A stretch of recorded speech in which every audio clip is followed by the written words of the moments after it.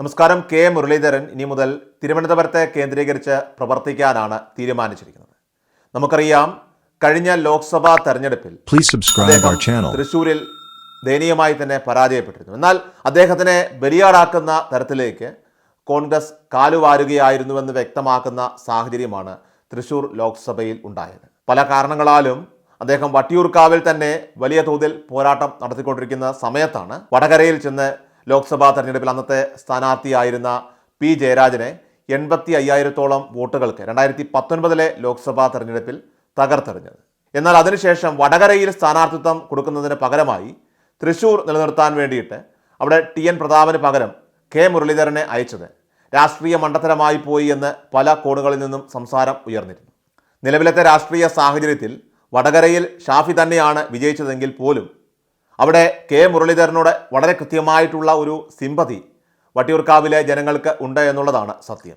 അതായത് കോൺഗ്രസിനെ സംബന്ധിച്ചിടത്തോളം കേരള രാഷ്ട്രീയത്തിൽ വർഗീയതയെ ചെറുത്തു തോൽപ്പിക്കാൻ കെൽപ്പുള്ള നേതാവെന്ന നിലയിലും കേരളത്തിലുടനീളം ഏത് ജില്ലയിൽ പോയി മത്സരിക്കാൻ പറഞ്ഞാലും അതിനൊന്നും യാതൊരു മടിയും കാട്ടാതെ മത്സരം കാഴ്ചവെക്കാൻ ശ്രമിക്കുന്ന ഒരു മികച്ച നേതാവ് കൂടിയാണ് കെ മുരളീധരൻ. അദ്ദേഹത്തെ പോലെ വളരെ ചുരുക്കം ചില ആളുകളേ ഉള്ളൂ.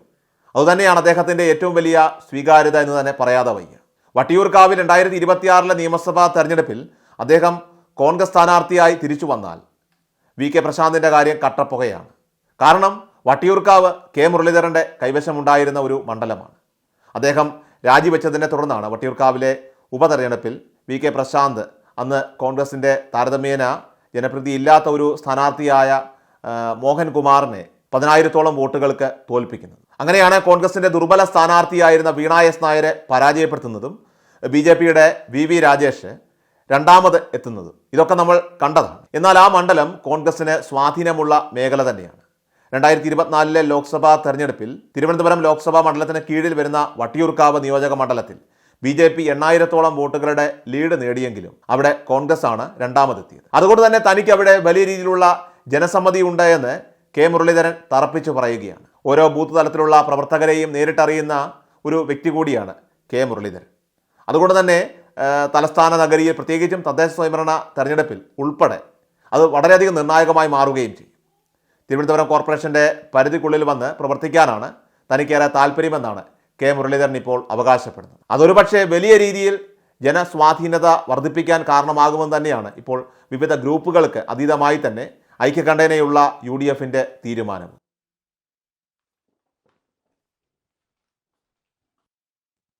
എല്ലാ ദിവസവും വാർത്തകൾക്കായി സബ്സ്ക്രൈബ് ചെയ്യുക, ഫോളോ ചെയ്യുക. വാർത്തകളുടെ നോട്ടിഫിക്കേഷനായി ബെൽ ഐക്കൺ എനേബിൾ ചെയ്യുക. Please subscribe our channel.